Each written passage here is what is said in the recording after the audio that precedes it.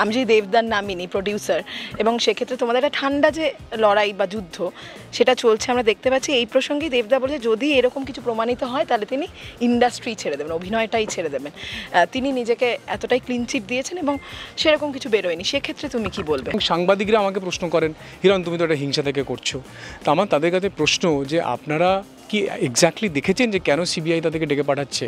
আপনাকে তো সিবিআই ডেকে পাঠায়নি, ওনাকে তো ইডি ডেকে পাঠায়নি। তাহলে যাদেরকে ডেকে পাঠাচ্ছে তারা এসে বাইরে কেন বলছে না যে আমায় কেন ডেকে পাঠাচ্ছে? তা কি চা কফি খাওয়ার জন্য ডেকে পাঠিয়েছিল? আমি যদি আবার অভিনয় করতে কাদের সঙ্গে করব কাজ, আমি সবাইকে বলছি না। তো আমার এই মুহূর্তে যেটা মনে হচ্ছে প্রিয়রিটি এই মুহূর্তে আমার কাছে, যে আমাদের বাংলাকে বাঁচাতে হবে। যে ওনার বিরুদ্ধে ইডি এবং সিবিআই ষড়যন্ত্র করছে, উনি কিচ্ছু করেন, নির্দোষ। এবং যদি ইডি এবং সিবিআই বলে যে সত্যি ওনারা ষড়যন্ত্র করছিলেন একদিন ধরে, উনি নির্দোষ, উনি কারো কাছ থেকে টাকা নেননি, কারোর সঙ্গে কিচ্ছু করেননি। আমি প্রথম গিয়ে ওনার হয়ে লড়াই করব পথে নেমে। আমি সিবিআই ইডির বিরুদ্ধে লড়াই করব ওনার সঙ্গে হয়ে, কারণ উনি আমার বন্ধু। আমার বলতে লজ্জা লাগে, আমার বলতে দুঃখ লাগে। এই যে কালকে ডেকে নিয়ে যাবে, আমার ভিতর ভিতরে অত্যন্ত কষ্টে আছি যে আমার প্রিয় বন্ধু যার সঙ্গে আমি হয়তো অভিনয় করিনি, কিন্তু তাকে বারবার সিবিআই ডাকছে, ইডি ডাকছে। সাংসদ চাকরি দেওয়ার নাম করেও টাকা নিত। এবং আমি চ্যালেঞ্জ অ্যাকসেপ্ট করছি অন দ্য ক্যামেরা যে উনি যেটা বলেছেন যে উনি যদি নির্দোষ প্রমাণিত হয় আমি রাজনীতি ছেড়ে দেবো, আমি রাজনীতি ছেড়ে দেবো। কিন্তু উনি যদি দোষী প্রমাণিত হন তাহলে কিন্তু ওনাকেও সিনেমাটা ছাড়তে হবে। চিৎকার করে প্রতিবাদ করছি যে এর একদিন শেষ হওয়া উচিত, নাহলে বাংলা তো ধ্বংস হয়ে গেছে, বাংলা শ্মশানে পরিণত হয়ে গেছে, বাংলা কদিন পরে মরুভূমি হয়ে যাবে। কিন্তু হিরণদা, এতে এই যে ইন্ডাস্ট্রির তো একটা ক্ষতি হচ্ছে, এই যে দলাদলি নানান কিছু সামনে আছে, অবশ্যই সমাজের ক্ষতি এবং সঙ্গে ইন্ডাস্ট্রির একটা ক্ষতি, ভাগাভাগি, সেটা কি বলবে? মানে কোথাও গিয়ে আরও মানে অন্ধকার দিকে হয়তো চলে যাচ্ছে আমাদের ইন্ডাস্ট্রি, সেটার ভবিষ্যৎটা কি নিয়ে কি ভাবো? যদি প্রযোজক বলি, তুমি অভিনেতা বলি, সব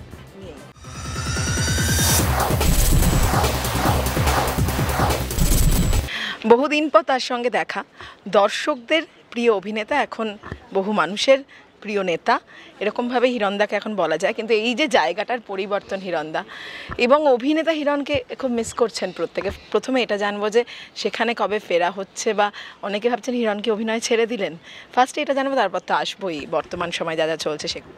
না, আমি তো প্রথম কথা হলো নেতা নই। তোমার প্রথম এই শব্দতে আমার প্রতিবাদ রইল যে আমি নেতা হতে আসিনি, নেতা নইও এবং নেতা হতে চাইও না। আমি পশ্চিমবঙ্গের নিপীড়িত, অত্যাচারিত, বঞ্চিত যে মানুষ এবং মা বোন, তাদের হয়ে চিৎকার করে প্রতিবাদ করছি যে এর একদিন শেষ হওয়া উচিত, নাহলে বাংলা তো ধ্বংস হয়ে গেছে, বাংলা শ্মশানে পরিণত হয়ে গেছে, বাংলা কদিন পরে মরুভূমি হয়ে যাবে। তার আগে অ্যাটলিস্ট যদি আমরা প্রতিবাদ করে বাংলাকে আবার কিছুটা হলেও ফিরিয়ে আনতে পারি, সেই লড়াই আমি একজন বাঙালি হয়ে, একজন বাংলার পশ্চিমবঙ্গের নাগরিক হয়ে সেই লড়াই করছি। আর যেটা বলছিলাম যে তুমি নেতা মানতে নারাজ নিজেকে, ঠিক আছে, কিন্তু অভিনেতা হিসেবে বহু মানুষ তো তোমায় ভালোবাসেন, সেই জায়গাটা। না না, অভিনয় তো আমি ছাড়িনি। আমার দেখো, সত্যিকারের বিষয় হলো পশ্চিমবঙ্গে যারা এখন প্রডিউসার, আমি সবাইকে বলবো না, but majority of the producers যারা প্রডিউস করছেন, তারা কিভাবে ব্ল্যাক মানির সঙ্গে যুক্ত হয়ে গেছেন সেই নিয়ে কিন্তু আমি 2-2.5 বছর ধরে কন্টিনিউয়াস বলে যাচ্ছি। মিডিয়ার অনেক ভাই বোনেরা আমার এই কথাতে আঘাত পেয়েছেন, অনেক বড় সুপারস্টারের যারা ভক্ত তারা পর্যন্ত আঘাত পেয়েছেন যে না না, উনি এত ভালো মানুষ বা ওনারা এত ভালো মানুষ, এত মিষ্টি মিষ্টি কথা বলেন, বা তারা গরু চোরের কাছ থেকে টাকা নিতে পারে, তারা কয়লা চোরের কাছ থেকে টাকা নিতে পারে, নিয়ে সিনেমা বানাতে পারে। এটা কেউ বিশ্বাসই করতো না। যদি না সিবিআই ডেকে পাঠাতো, যদি না ইডি ডেকে পাঠাতো, তাহলে কিন্তু মানুষ আমাকে যেভাবে 2 বছর ধরে কন্টিনিউয়াস আমাকে গালিগালাজ করে চলেছে যে হিরণ হিংসা থেকে বলছে, এবং সাংবাদিকরা আমাকে প্রশ্ন করেন, হিরণ তুমি তো এটা হিংসা থেকে করছো। তো আমার তাদের কাছে প্রশ্ন যে আপনারা কি এক্স্যাক্টলি দেখেছেন যে কেন সিবিআই তাদেরকে ডেকে পাঠাচ্ছে? আপনাকে তো সিবিআই ডেকে পাঠায়নি, ওনাকে তো ইডি ডেকে পাঠায়নি। তাহলে যাদেরকে ডেকে পাঠাচ্ছে তারা এসে বাইরে কেন বলছে না যে আমায় কেন ডেকে পাঠাচ্ছে? তা কি চা কফি খাওয়ার জন্য ডেকে পাঠিয়েছিল? 8 ঘন্টা 10 ঘন্টা করে জেরা করছেন, কী নিয়ে জেরা করছেন? এমনি বসে কি ফ্যানের হাওয়া খাওয়াচ্ছিলেন? সেটা তো বলুক বাইরে এসে। এবং সেই জন্য আমার যেটা মনে হয়েছে যে আমি যদি আবার অভিনয় করতে কাদের সঙ্গে করব কাজ, আমি সবাইকে বলছি না। তো আমার এই মুহূর্তে যেটা মনে হচ্ছে প্রিয়রিটি এই মুহূর্তে আমার কাছে, যে আমাদের বাংলাকে বাঁচাতে হবে, পশ্চিমবঙ্গকে বাঁচাতে হবে, এই চোর ডাকাত গুন্ডা তাদের কাছ থেকে বাংলাকে বাঁচাতে হবে। এবং এটা একটা ভ্যাকসিনের মতো, যারা যারা ওই দলে যাচ্ছে, দলে যাওয়ার আগে দেখুন আর দলে যাওয়ার পরে দেখুন, দলে গেলেই তাদেরকে একটা চোরের ভ্যাকসিন দিয়ে দেওয়া হয়। ওই চোরের ভ্যাকসিন নিয়ে সে দল শুরু করে এবং তারপরে সে চোর চুরি না করলে তার হাত নিষ্পিস করে। ফলে এটা একটা বাংলার পরিস্থিতি হয়ে গেছে।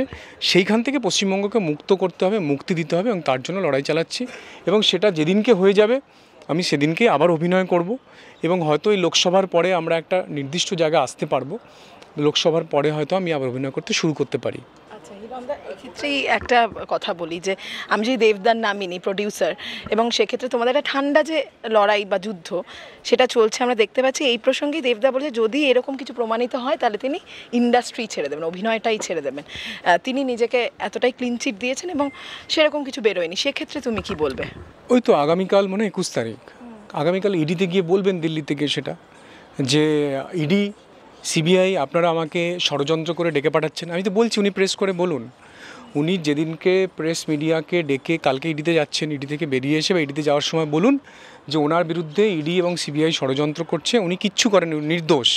এবং যদি ইডি এবং সিবিআই বলে যে সত্যি ওনারা ষড়যন্ত্র করছিলেন একদিন ধরে, উনি নির্দোষ, উনি কারো কাছ থেকে টাকা নেননি, কারোর সঙ্গে কিচ্ছু করেননি, আমি প্রথম গিয়ে ওনার হয়ে লড়াই করব পথে নেবে। আমি সিবিআই ইডির বিরুদ্ধে লড়াই করব ওনার সঙ্গে হয়ে, কারণ উনি আমার বন্ধু। আমার বলতে লজ্জা লাগে, আমার বলতে দুঃখ লাগে, এই যে কালকে ডেকে নিয়ে যাবে, আমার ভিতর ভিতরে অত্যন্ত কষ্টে আছি যে আমার প্রিয় বন্ধু যার সঙ্গে আমি হয়তো অভিনয় করিনি, কিন্তু তাকে বারবার সিবিআই ডাকছে, ইডি ডাকছে।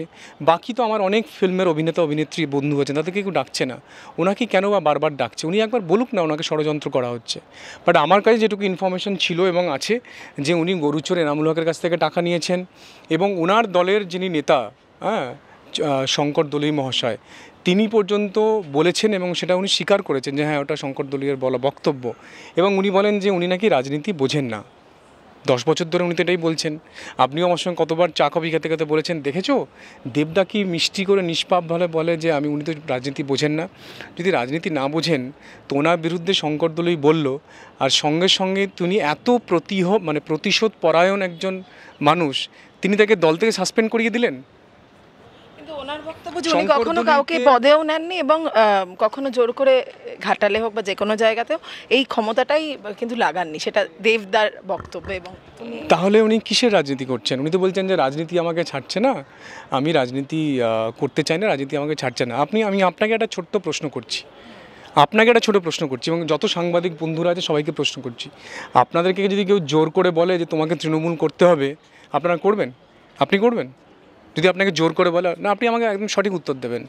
আপনাকে যদি না আমি কোনো দলের না, জন্য কাজ করা, সেটাই আপনাকে যদি মুখ্যমন্ত্রী বলেন যে আপনি জোর করে আপনাকে রাজনীতি করতে হবে, আপনি করবেন? তাহলে আপনি কি স্বাধীন হলেন? তাহলে তো আপনি স্বাধীন নন, আপনি পরাধীন। তার মানে নিশ্চয়ই আপনি এমন কিছু অন্যায় করেছেন, সেটাকে ঢাকবার জন্য আপনি বলতে বাধ্য হচ্ছেন হ্যাঁ আমি করব।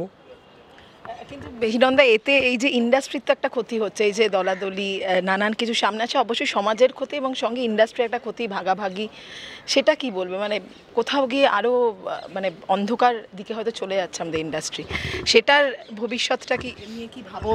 যদি প্রযোজক বলি, তুমি অভিনেতা বলি, সব নিয়ে। না, আমি আপনাকে একটা ছোট্ট প্রশ্ন করবো, আপনি কি চোরেদেরকে প্রশ্রয় দিতে চান?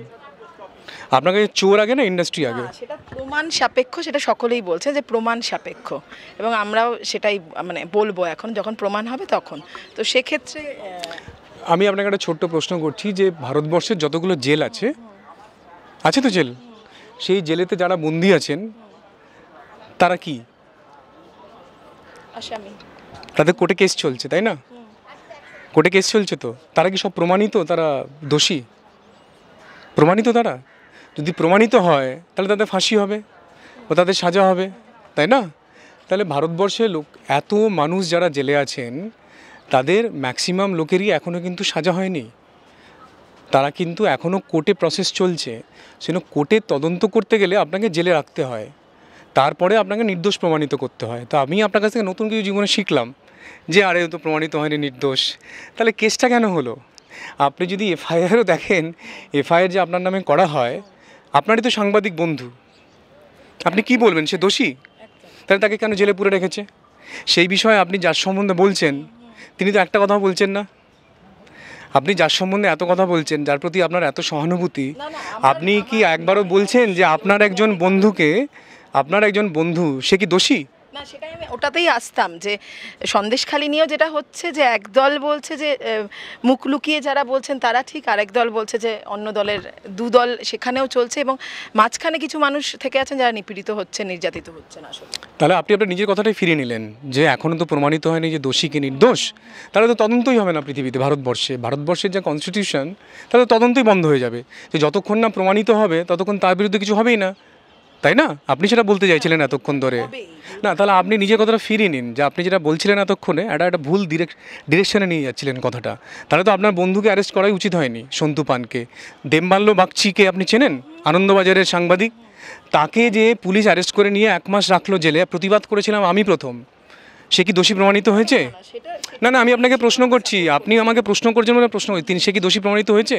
আপনার আনন্দবাজারের সাংবাদিক বন্ধু দেবমাল্য বাগচি, তিনি কি দোষী প্রমাণিত হয়েছেন?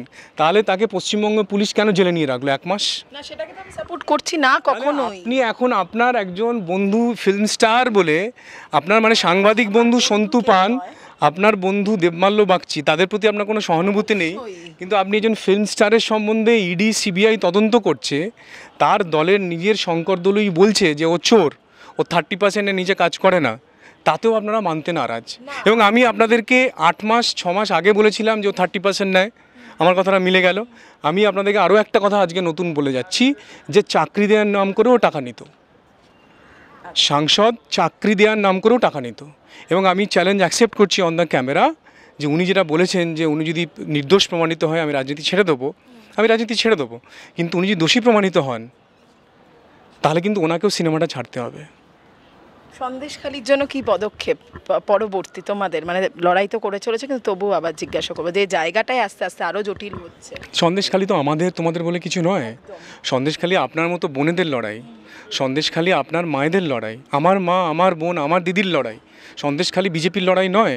সন্দেশখালিতে যারা অত্যাচারিতা, তারা বিজেপি করে না, তারা বলেছে অন দ্য ক্যামেরা যে আমরা সবাই টিএমসি করি। তো সন্দেশখালি লড়াইটাই যে তোমাদের লড়াই বলে আপনারা ট্যাগ করে দেবেন না, স্ট্যাম্প মেরে দেবেন না যে এটা বিজেপির লড়াই। এটা বাংলার মা বোনেদের ইজ্জত রক্ষা করার লড়াই, বাংলার মা বোনেদের সম্মান রক্ষা করার লড়াই, বাংলার মা বোনেদের বেঁচে থাকার লড়াই, বাংলার মা বোনেদেরকে অত্যাচার থেকে বাঁচানোর লড়াই, বাংলার মা বোনেদেরকে নিপীড়িত হওয়া থেকে বাঁচানোর জন্য লড়াই, বাংলার মা বোনেদেরকে বঞ্চিত হওয়া থেকে লড়াই। এটা বাংলার মা বোনের মাটির লড়াই। এই লড়াই তোমার আমার বলে আপনি ডিভাইড করে দেবেন না। না সেটা হচ্ছে বলেই বললাম, কারণ ওখানে বলা হচ্ছে যে এটা সাজানো, সেই কারণেই বললাম, এটা আমার আলাদা করে নয়, অবশ্যই সাজানো বলা হচ্ছে, তো সেই কারণেই। কে বলছেন সাজানো? ও তো রাজীব কুমার বলছেন, যিনি অলরেডি যার এগেনস্টে কেস চলছে সুপ্রিম কোর্টে, যে রাজীব কুমার বলছেন তার এগেনস্টে তো কেস চলছে, তিনি আবার কি জ্ঞান দিতে আসছেন? তিনি তো তৃণমূলের একজন চামচা, তাই না? তো তৃণমূলের চামচা তৃণমূলের হয়েই কথা বলবে। আপনি কি বলছেন? আপনি মা বোনদের সম্মান রক্ষা করতে চান কি চান না?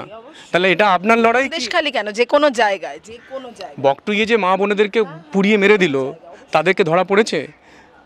কামদুনিতে যে যারা অত্যাচার করলো তাদেরকে পুলিশ দিয়ে প্রোটেকশন দিয়ে রেখেছে। তো সে যদি আপনার বোন হতো, আমার বোন হতো, আমরা কীভাবে এত সহজে বলতে পারতাম? একদম। এবং অনেকে চুপ রয়েছে এই বিষয়টা নিয়ে, সেটাও যারা কোনো নির্দিষ্ট দলের নয়, সেটাও বলা হচ্ছে। সেটা কি বলবে? অনেক বলে দিয়েছি, অনেক বলেছি, যা বলার বুঝিয়ে দিয়েছি, আর নতুন করে কিছু বলার নেই আপনাকে। যারা চুপ রয়েছেন তাদের উদ্দেশ্যে, মানে পথে নামেন যারা একটা সময়, কিন্তু এই বিষয়ে অনেকে চুপ। আর কিছু বলবো না, যা বলার অনেক বলেছি। টলিউড ফোকাস কলকাতা চ্যানেলটি আপনাদের ভালো লাগলে লাইক করুন, সাবস্ক্রাইব করুন এবং আপনাদের প্রিয় ভিডিওটি অবশ্যই শেয়ার করুন। Tollywood focus Kolkata.